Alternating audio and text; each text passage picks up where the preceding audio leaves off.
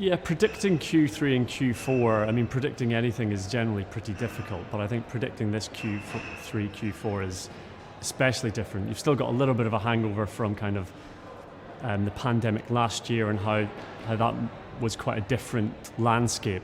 I think going into this year, it's turned on its head again, really, insofar that it's annualizing the effects.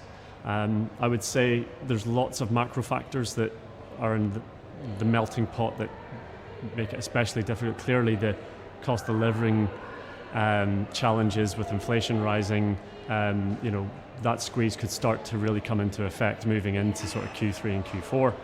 I do think that as far as the sector is concerned, I think there's probably consumer spending is probably shifting away from shopping more into those categories like travel and entertainment, where there's really been a gap in consumer spending over the last couple of years through the pandemic. I think there's going to be a switch out of shopping and into those categories, which does mean that that whole sector is going up against the tide, really, because they're now comparing performance against what was an extremely productive period last year. Now they want to maintain that momentum, but it's more headwinds now, I think.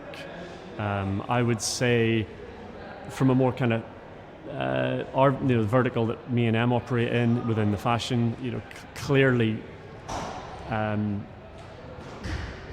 seems very unlikely that there's going to be lockdowns in the same way that there was before. So I think you can expect a return of a lot of events and people really enjoying themselves this sort of Q3 and Q4. And so I think that's going to lend itself to kind of event dressing and all of those kind of things. So I think getting on top of that's really important. And then for ME+EM as a business, the key is to just keep delivering exciting product for the customer, delivered with really strong creative that brings brand affinity in the market. And if we do those things well and the supply chain disruptions are not too challenging, we're pretty confident that we can continue the momentum we're on.